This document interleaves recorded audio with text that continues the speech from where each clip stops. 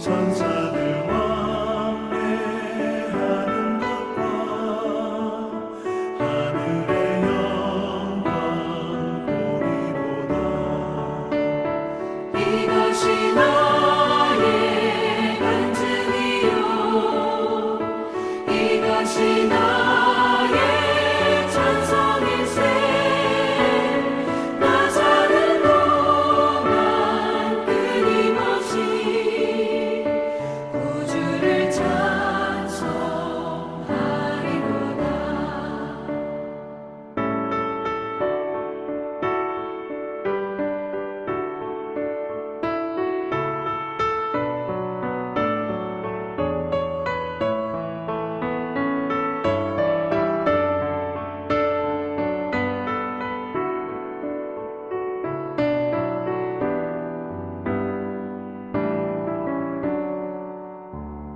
주 안에 기쁨 누림으로 마음의 풍랑이 잔잔하니 세상과 나는 강고 높고 구속한 주만 보이도다. 이것이 나의 간증이요 이것이 나의 찬송일세. 나 사는 동안 끊임없이 구주를 찬송하리로다.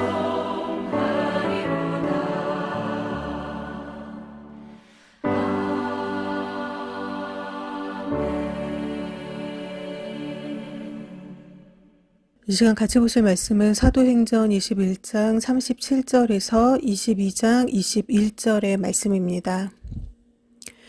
예루살렘으로 돌아온 바울을 맞이한 것은 유대인들의 핍박으로 인한 죽음의 위기였습니다. 지난 시간에 보셨던 21장의 말씀을 보시면 유대인들이 광적으로 흥분하여서 바울을 성전에서 끌어내어 그를 죽이라고 외치며 온 성이 소란해졌습니다. 로마의 천부장이 바울을 결박하여 갔는데 사람들은 결박당해 가는 바울을 쫓아가면서까지 그를 죽이려고 했습니다. 바울이 백성들에게 말할 수 있는 기회를 달라고 천부장에게 청합니다. 그의 허락으로 바울이 자신을 죽이려고 모여든 그 백성들 앞에서 드디어 입을 열게 되었습니다. 22장 3절에서 5절의 말씀을 한번 같이 읽으시겠습니다.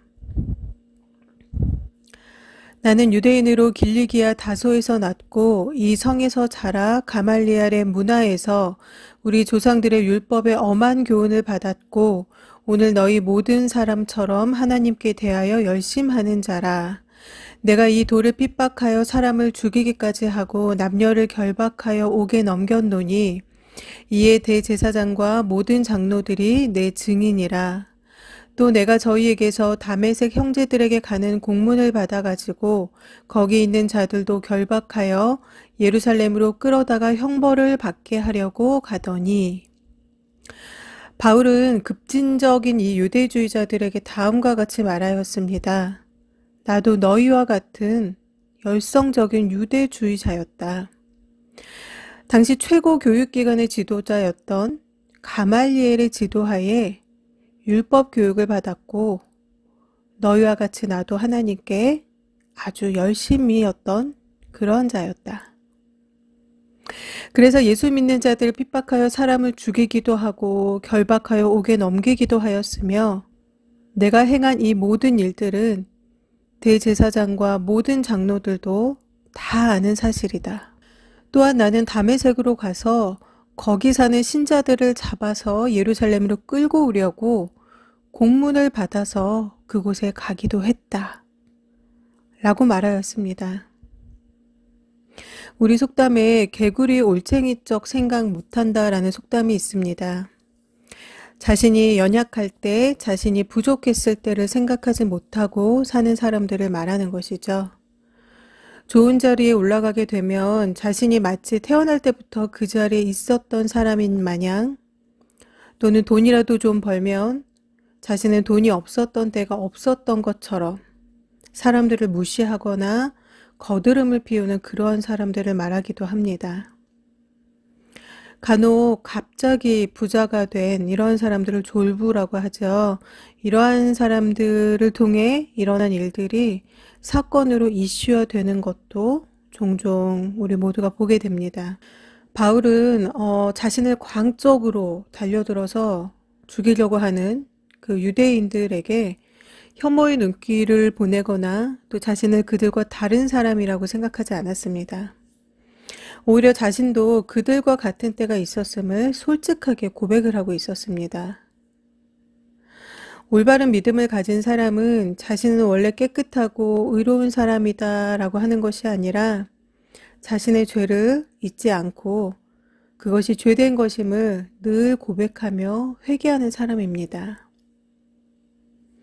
본문을 다시 보시면 6장에서부터 20절의 말씀은 바울이 그 이후에 그곳 다메섹에서 주님을 만나서 앞을 볼 수 없는 경험도 했고 또 아나니아를 만나서 눈을 뜨기도 했고 자신의 그 죄들을 회개하기도 했고 마지막 21절에는 드디어 바울이 이방인 선교를 위해 주님께 선택되었다라는 그런 말씀으로 끝을 맺게 되었습니다.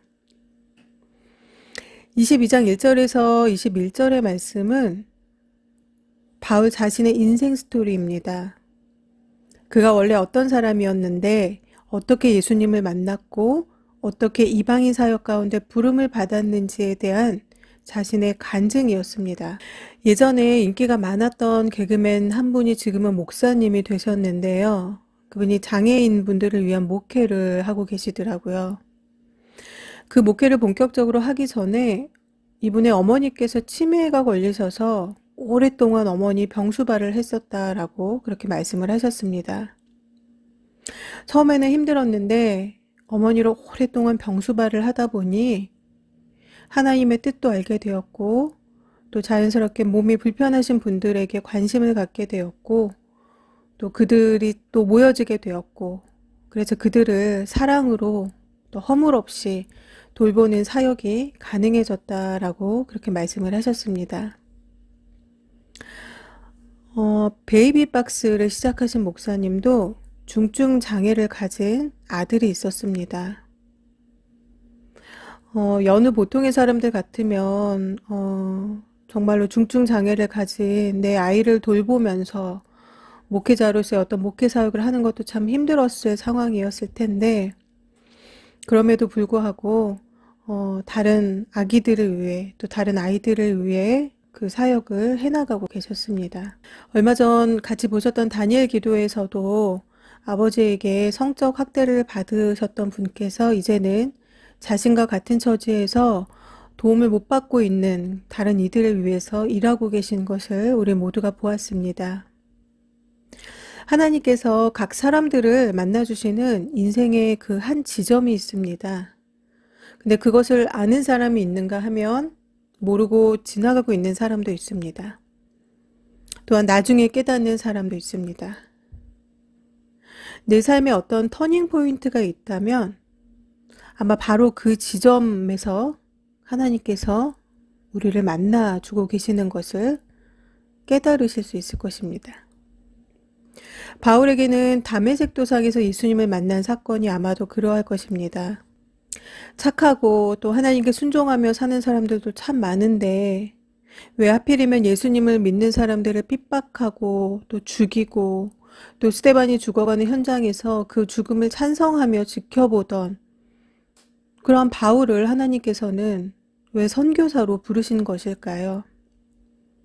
그것은 하나님 보시기에 그가 그 사역에 가장 적합한 사람이었기 때문입니다. 앞서 말씀드렸던 다양한 분야에서 사역을 하시는 분들 모두가 그 사역에 가장 적합한 사람으로 하나님께 부르심을 받은 사람들입니다. 오늘 본문을 보시면 아이러니하게도 바울은 이방인들이 아니라 유대인들에게 핍박을 당하고 있습니다.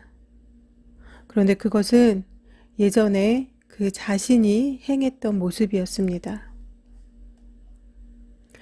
기독교를 너무 싫어해서 기독교를 없애버리려고 성경을 보기 시작했다는 이정훈 교수님의 간증을 아마 기억하실 것입니다. 적을 알아야 백전백승한다라는 마음으로 성경을 읽고 기독교 방송을 보기 시작했는데 어느 날 이분의 삶 가운데 회심하는 사건이 일어나게 된 것입니다.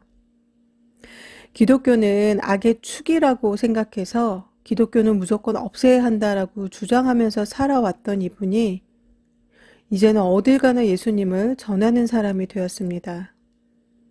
사도 바울의 삶과 참 많이 닮아 있죠.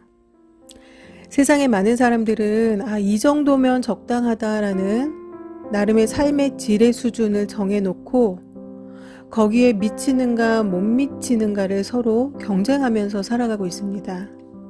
그리고 조금도 남들에게 뒤처지지 않기 위해 이를 악물고 살아갑니다. 열심히 사는 것은 중요합니다. 그러나 더 중요한 것은 무엇을 위해 열심히 사는가가 더 중요합니다.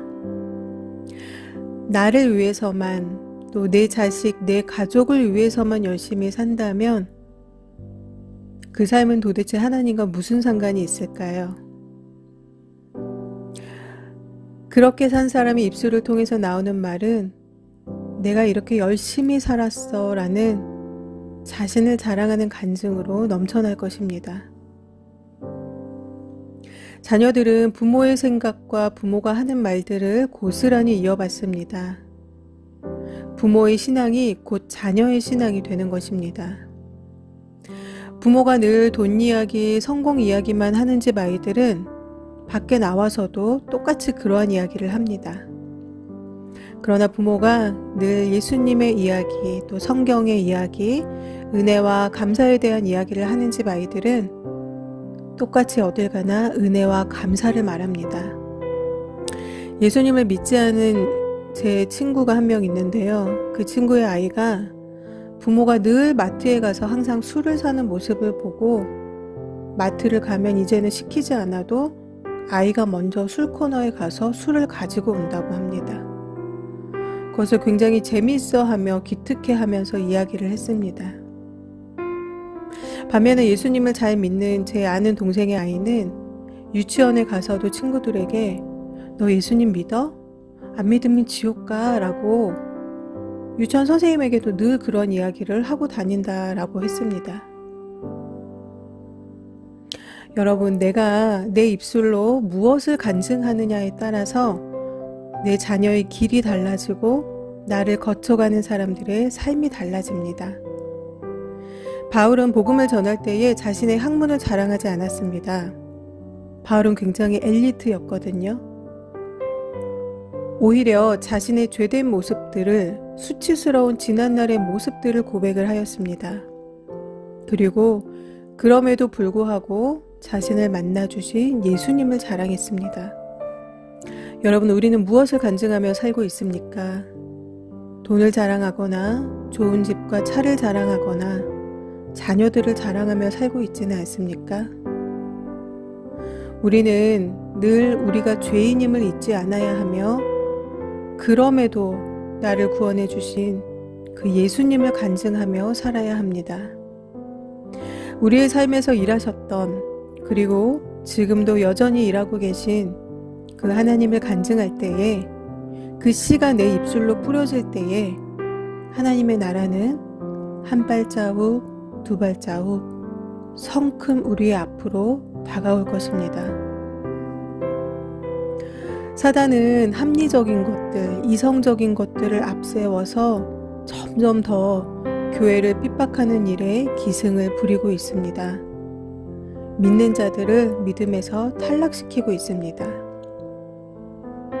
사랑하는 성도 여러분, 우리 믿는 자들이 정말로 더욱 정신을 바짝 차려야 할 때입니다.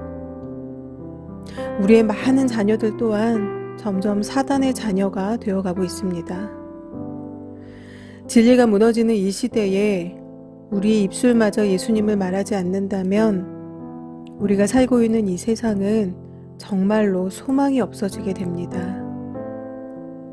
다른 그 무엇보다 예수님을 간증하며 사는 저와 여러분 모두가 되시기를 바랍니다. 다 함께 기도하시겠습니다.